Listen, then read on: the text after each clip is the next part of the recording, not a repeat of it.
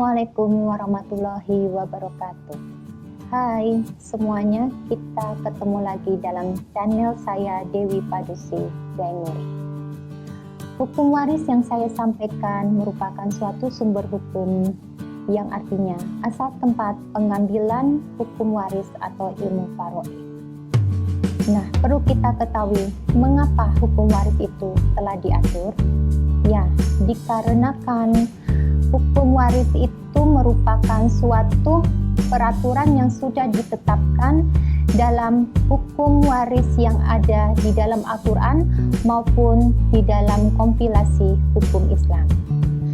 Dengan pembagian harta waris tersebut, maka masing-masing ahli waris mempunyai pembagian harta warisan yang telah ditetapkan, sehingga pembagian waris itu bisa merata dan dapat diterapkan tidak hanya dilihat dari hukumnya saja, tetapi dilihat juga hukum waris yang telah diterapkan di dalam masyarakat.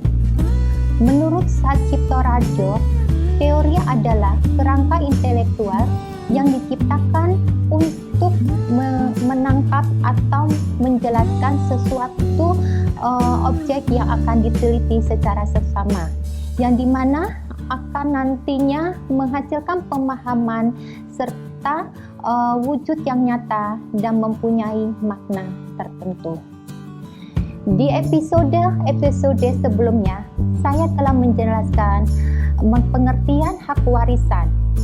Hak warisan adalah hukum yang mengatur pemindahan harta peninggalan pewaris, yang dimana harta peninggalan pewaris itu merupakan suatu harta bawaan dan ditambah dengan harta bersama yang telah digunakan dengan biaya perawatan, biaya keluar pemakaman, hutang piutang, dan wasiat. Dan perlu kita ketahui, ahli waris yang berhak mendapatkan warisan itu adalah ayah, ibu, anak laki-laki, anak perempuan, duda, dan janda. Perlu kita ketahui hubungan pewarisan yang dapat menjadi ahli waris adalah yang pertama adanya hubungan perkawinan, yang kedua adanya hubungan darah, yang ketiga itu beragama Islam, yang keempat memerdekakan budak. Nah, perlu kita ketahui yang pernah saya sampaikan episode sebelumnya berkenaan dengan ahli waris jawi furud itu adalah anak perempuan, ibu, bapak, duda, janda, saudara perempuan, saudara laki-laki seibu, saudara sekandung seayah, kakek dan nenek. Dan juga saya pernah menjelaskan berkenaan dengan asoba binafsi dan asoba bil ghairi. Dan yang terakhir yang kemarin saya jelaskan mengenai ahli waris pengganti, yang dimana dikarenakan adanya penggantian ahli waris, yang maksudnya adalah ahli waris yang telah meninggal dunia terlebih dahulu dari pewaris, sehingga ahli waris tersebut menjadi ahli waris pengganti. Dan perlu kita ketahui, ahli waris pengganti itu bisa masuk ke dalam ahli waris jawi furud dan juga bisa masuk dalam ahli waris asobah. Nah, di dalam ahli waris pengganti itu perlu kita ketahui adanya polemik dan pemahaman dalam ahli waris pengganti tersebut. Yang pertama, ahli waris pengganti itu menghilangkan diskriminasi dan dapat memenuhi rasa keadilan.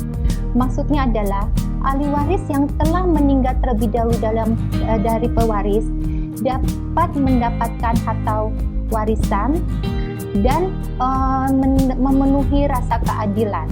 Akan tetapi perlu kita ketahui dalam pembagian warisan untuk ahli waris pengganti ini tidak ada ketentuan, tetapi ini simple, singkat, dan mempunyai kepastian hukum dalam pembagian harta warisan ahli waris pengganti tersebut. Di mana sini saya akan memberikan contoh berkenaan dengan ahli waris pengganti. Pewaris mempunyai 4 orang anak.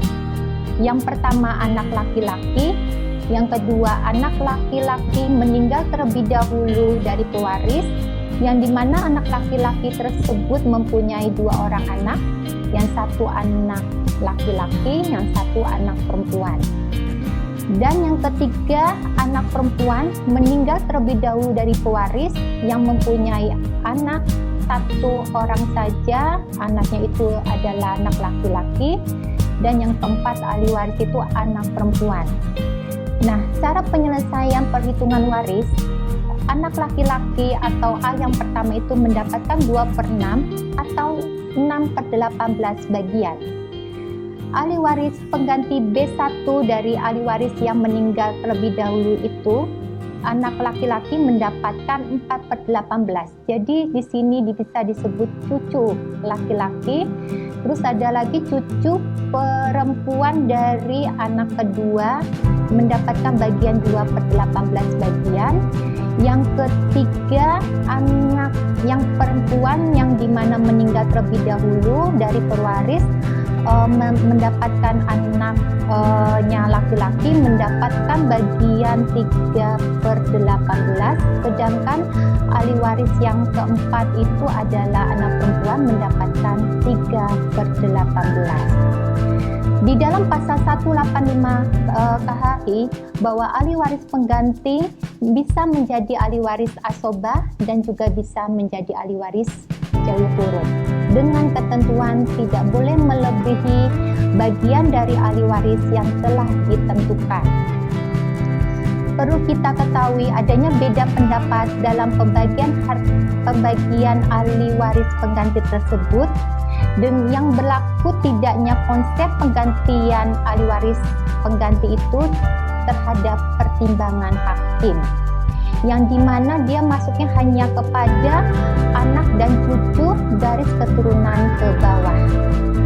Sebelum saya melanjutkan perhitungan waris yang harus kita memahami adalah yang pertama, kita harus menentukan hijab masuknya dulu. Yang kedua, berkenaan dengan golongan jawi furud dan asobah. Yang ketiga, kita harus mengetahui dengan golongan jawi furud yang dimana ada kelipatan persekutuan terkecil yang menjadikan asal masalah, yang asal masalah itu sudah ditentukan seperti 2, 3, 4, 6, 8, 12, dan 24.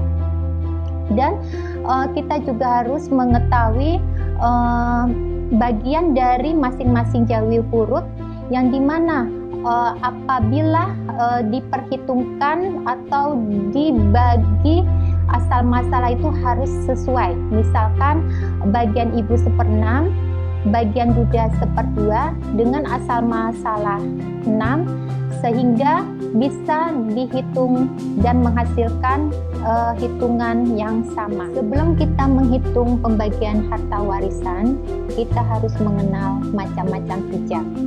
Yang pertama, hijab nukson adalah hijab yang hanya mengurangi bagian seorang ahli waris, yakni ayah bagiannya berkurang dari 1/3 menjadi 1/6 karena terhijab oleh anak atau waris pengganti.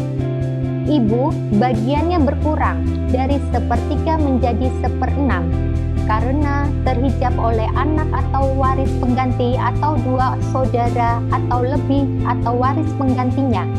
Duda bagiannya berkurang dari 1/2 menjadi 1/4 karena terhijab oleh anak atau waris penggantinya. Janda bagiannya berkurang dari 1/4 menjadi 1/8 karena terhijab oleh anak atau waris penggantinya. Yang kedua, hijab hirman bil waswi adalah hijab yang menyebabkan seorang ahli waris tidak mendapat warisan atau terhalang dikarenakan ada hal-hal atau keadaan-keadaan tertentu, yaitu dipersalahkan telah membunuh atau mencoba membunuh atau menganiaya atau memfitnah, yang telah melakukan kejahatan dengan hukuman 5 tahun penjara, atau berbeda agama dengan pewaris. Yang ketiga, hijab hirman bisaksi adalah hijab yang menyebabkan seorang ahli waris tidak mendapat mendapatkan warisan karena ada ahli waris lain yang berhak daripadanya, dikarenakan lebih dekat hubungannya dengan pewaris. Contoh, kakek tidak dapat warisan karena terhijab oleh ayah, nenek tidak mendapat warisan karena terhijab oleh ibu, saudara sekandung tidak mendapat warisan karena terhijab oleh ayah. Anak laki-laki atau anak perempuan saudara seibu tidak mendapat warisan karena terhijab oleh ayah anak laki-laki atau anak perempuan. Demikianlah materi yang telah saya sampaikan, dan di episode selanjutnya kita akan menghitung bagian ahli waris, pembagian harta warisan. Terima kasih. Assalamualaikum warahmatullahi wabarakatuh.